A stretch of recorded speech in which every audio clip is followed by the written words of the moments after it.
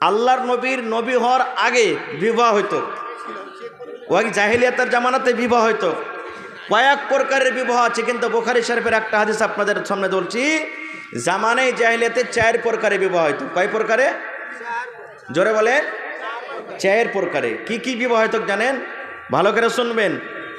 একটা তো এখন আমাদের মধ্যে যেটা ইসলামে আছে, আপনি আমার মেয়েকে নিলেন, আপনার ছেলের সাথে আমার মেয়ের বিবাহ হয়ে গেল, আপনার মেয়ের সাথে আমার ছেলের বিবাহ হয়ে গেল। এটা সিস্টেম এখন চলছে, মোহর দেওয়ার পর যেরকম শরীয়তে বিয়ে হয়ে চলছে, এটা একটা ছিল।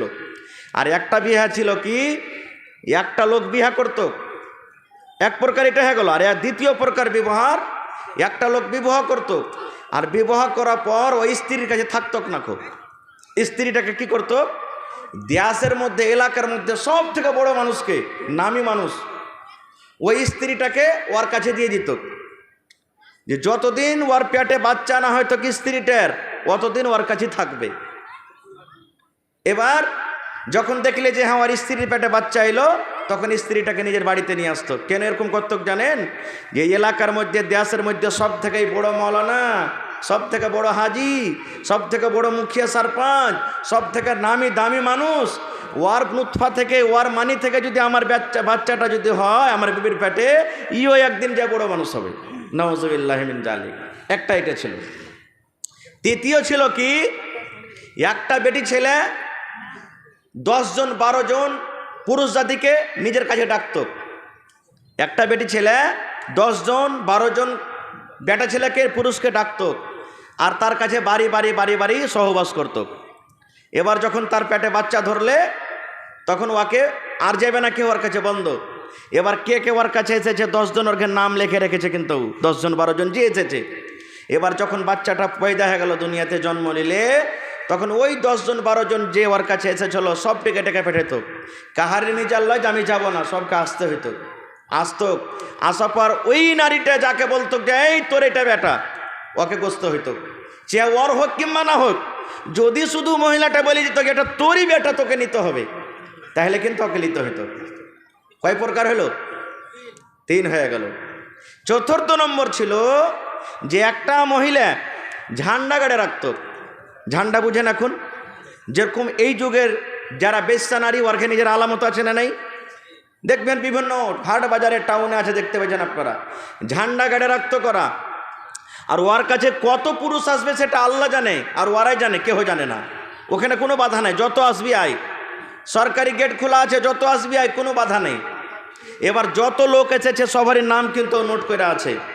এবার যখন বাচ্চাটা ওর পেটে হইলো, দুনিয়াতে যখন বাচ্চাটা আসতো, যতটি ওর কাছে এসেছে 100, 200, 50, 20, 40, 77 যত পুরুষ তার কাছে এসেছে সবাইকে ডাকতো। আর ডাকার পর সবটিকে লম্বা করে বসেত। আর একটা কিয়াফে সানাস ডাকতো। কিয়াফে সানাস বুঝেন? যারা হাত পড়ে দেখতো, আমরা মায়েরা খালারা বলে না, ইয়ে কোয়া পাল্টা ওর মা ঠিকেন হয়েছে, ঠিক গোটায় ওর বাপের লাখ, এটা বলে না। এরকম যারা চিনত, দেখতে জানতো, ওরাকে ডাকতো। আর ডাকার পর ওর কাছে যতটি লোক এসেছে সবটি বসে আছে, ও দেখতো। এ একবার বাচ্চার মুখের দিকে দেখতো, আর ওই লোকগুলোর মুখে দেখতো, হাতে দেখতো, পায়ে দেখতো, যে ই আর কার সাথে মিলছে, কোন লোকটার সাথে মিলছে, কোন লোকটার সাথে মিলছে। এবারে ওই লোকটা যদি কয়ে দিত যে হ্যাঁ এটা হলো তোর সন্তান, তোর সাথে মিলছে, তাহলে ও ইনকার করার ওর চান্স নেই, যেটা আমার লাই বলতে পারতো না, ওকে বেটা গোস্তি হবে। এটা এক প্রকারের ছিল। কিন্তু যখন নবী হলেন, আল্লাহ তাবারাক ওয়া তাআলা 4টার মধ্যে 3টাকে হারাম করে দিলেন কিয়ামত পর্যন্ত। একটাই শুধু থাকলো কি, যেটা এই বর্তমান যুগে আমরা আছি, যেটা চলছে আমাদের মধ্যে। এবার এসেন, নিকাহ করতে হবে, বিবাহ করতে হবে। বিবাহ করার ফজিলত কি? আমার উলামায়ে কেরাম বসে আছেন, জিজ্ঞাসা করবেন। আল্লাহর রাসূল বলেছেন, একটা লোক নামাজ পড়ছে, একটা লোক রোজা করছে, একটা লোক হজ করছে, একটা লোক তেলাওয়াত করছে, একটা লোক তাহাজ্জুদের নামাজ পড়ছে, কিন্তু এখনো বিবাহ করেনি। আল্লাহ রাসূলের হাদিস, ওর ঈমান কিন্তু এখনো পূর্ণ হয়নি। ঈমান এখনো পুরা হয়নি। নামাজ পড়ে ঈমান পুরা হবে না, রোজা রেখে ঈমান পুরা হবে না, তেলাওয়াত করে ঈমান পুরা হবে না, হজ যাকাত করে দান খেরাত করে ঈমান পুরা হবে না। আল্লাহ রাসূল বলেছেন ওই লোকটা যখন এবার বিবাহ যখন করে নিলে শরীয়তভাবে, শরীয়তি হিসাবে, তাহলে রাসূল বলেছেন ওর ঈমানটাই বেকার, মুকাম্মল হয়ে গেল, পূর্ণ হয়ে গেল। তাহলে বুঝে দেখেন বিবাহটা কত বড় ইবাদত। এবারে বলবেন হাজি মৌলানা, বিবাহ কে করবে? কোন ধরনের লোককে আল্লাহ রসুল বিবাহ করতে বলেছেন? এই যে আমাদের সমাজে সুবহানাল্লাহ, আমি নাজায়েজ হারাম বলি না, আমি বলি না যে ছোট বয়সে বাচ্চার বিবাহ দিবেন তো হারাম কি নাজায়েজ, এটা আমি ফতোয়া দিতে আসিনি। তবে সমাজে আজকে আমাদের শেরশাবাদিতে বেশিরভাগই দেখবেন 18 বছর পুরেনি, 12 বছর 13 বছর 15 বছর বয়সে এসে রোডের কান্দাতে একটু জমিন পাওয়া যাচ্ছে, এবার টাকা কিন্তু নাই, মুরগি ছাগল বিক্রি করে দেখছে যে 2 লাখ টাকা হয়েছে, আরও 2 লাখ টাকার দরকার আছে, না হলে জমিনখানটা ছুটবে। তখন কি করলে, ওই যে কুয়াশা দিয়ে দুধ চুহিছে বেটার, ওর বিহা লাগিয়ে দিলে, 2.5 লাখ টাকা তো পাবো, 3 লাখ টাকা তো পাবো, 1 লাখ টাকা বিহাতে খরচা করবো, শালা 2 লাখ টাকা বাঁচবে ওদিকে, আমার কাছে 2 লাখ টাকা আছে, তা জমিন খান পট করে ধরে নেব। এরকম বেশি হয়েছে না হয় না? হ্যাঁ না বলেন, হয়েছে না হয় না? সুবহানাল্লাহ। আল্লাহ রসুলের হাদিস, আল্লাহ রসুল সাল্লাল্লাহু আলাইহি সাল্লাম এলান করে দিলেন, ইয়া মাশারাশ শাবাব, ও যুবকের দলেরা তোমরা, আল্লাহ রসুল বলছেন যুবককে ডাক দিয়েছেন, এখানে বাচ্চারাকে আল্লাহ রসুল ডাক দেননি, যারা ছোট ছেলে তারাকে ডাক দেননি, যুবককে ডাক দেয়া বলছেন, ইয়া মাশারাশ শাবাব মান ইসতাতা মিনকুমুল বাত ফালইয়াতাজাওয়াজ, ও যুবকের দলেরা তোমাদের মধ্যে যাদের বাত রয়েছে, তোমাদের মধ্যে যাদের বাত রয়েছে তোমরা বিবাহ করো রে যুবক, তোমরা বিবাহ করো। আল্লাহ কাকে ডাক দিলেন? বা যুবক, শাবাব, শাবাব মানে যারা যৌবনকালে পৌঁছে গেছে তারাকে আল্লাহ ডাক দিচ্ছেন, আল্লাহ রসুল ডাক দিচ্ছেন, ও যুবকের দলেরা তোমাদের মধ্যে যাদের মধ্যে বাত রয়েছে, যার বাতের ক্ষমতা রয়েছে তোমরা বিবাহ করো। এবার বলবেন মৌলানা জি বাত কাকে বলে? বাত কাকে বলা হয়? মুহাদ্দিসিনে কেরাম বলছেন, যে যুবকের মধ্যে 3খানা গুণ থাকবে, 3খানা সিফাত থাকবে, তাকে বাত বলা হয়েছে। এই আমার যুবক ভাইয়েরা, এই আমার নওজওয়ানেরা, ওই বাপকে বলবো, ওই দাদাকে বলবো, ওই নানাকে বলবো, দাদু হে, ও আমার মামা যান, ছেলের আপনি বিবাহ দেবেন বন্ধুরে, এই হাদিসটাকে আপনাকে সামনে রাখতে হবে। আল্লাহ রসুল বলেছেন যার মধ্যে বাত রয়েছে তার তোমরা, রসুল বলেছেন যুবক বিবাহ করো। এবার বলবেন বাত কাকে বলে?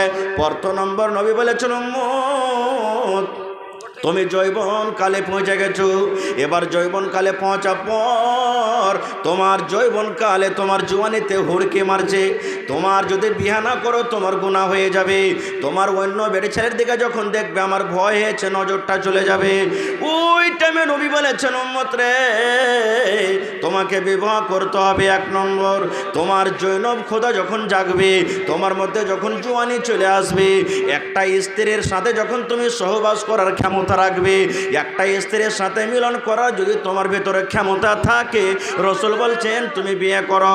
2 নম্বর বাতের মানা বলেছেন মুহাদ্দিসিনে কেরাম, উলামায়ে কেরাম, যে যাকে তুমি বউ করে বাড়িতে নিয়ে আসবে রে উম্মত, তাকে তুমি মোহর আদায় করতে পারবে কি পারবে না?